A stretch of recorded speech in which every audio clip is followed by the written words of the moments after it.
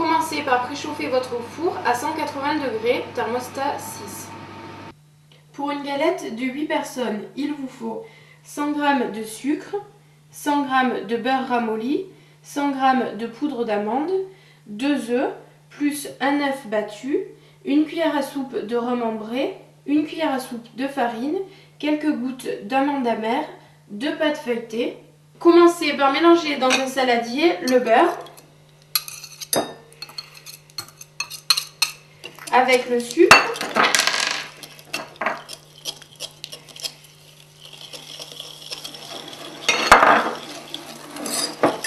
Quand le sucre commence à fondre, ajoutez la poudre d'amande. Vous obtenez un mélange compact. Ajoutez le rhum pour vous aider à remuer.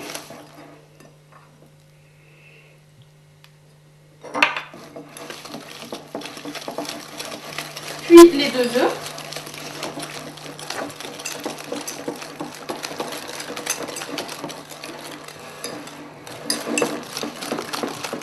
Enfin, incorporez une cuillère à soupe de farine qui évitera à la préparation d'être trop liquide dans votre galette. Et tout à la fin, le secret d'une bonne galette, ajoutez quelques gouttes d'amande amère dans la préparation.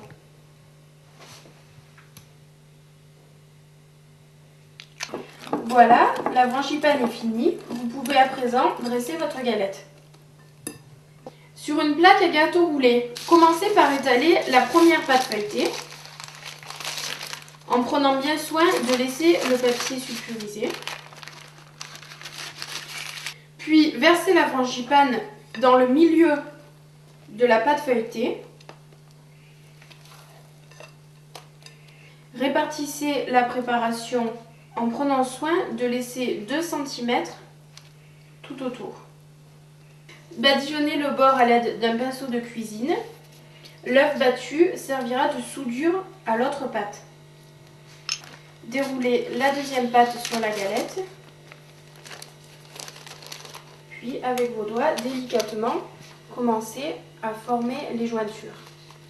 À l'aide d'une fourchette, appuyez fermement pour aider les 2 pâtes à bien rester collées entre elles. Quand les jointures sont terminées, badigeonnez la galette avec de l'œuf. On badigeonne uniformément pour que la galette soit bien dorée partout.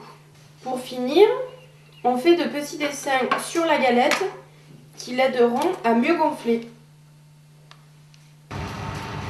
Enfournez dans un four préchauffé à 180 degrés pendant environ 40 à 45 minutes.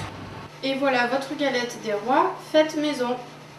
La plupart des boulangers intègrent les fèves après la cuisson. Vous pouvez faire comme eux en introduisant une fève très délicatement par le côté.